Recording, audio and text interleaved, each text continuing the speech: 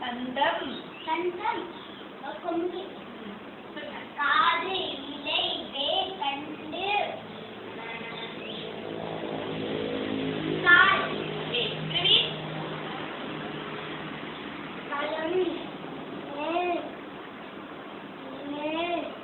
நிலை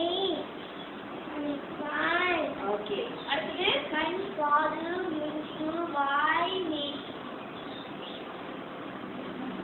மீசை முடியுமா முடியும் பல் கண் கண்ணிமை புருவம் உரோமம் என்னது வயிறு நகங்கள் கால் விரல்கள் கால் நகங்கள் அனைத்தும் முடியும் சரியா புரியுது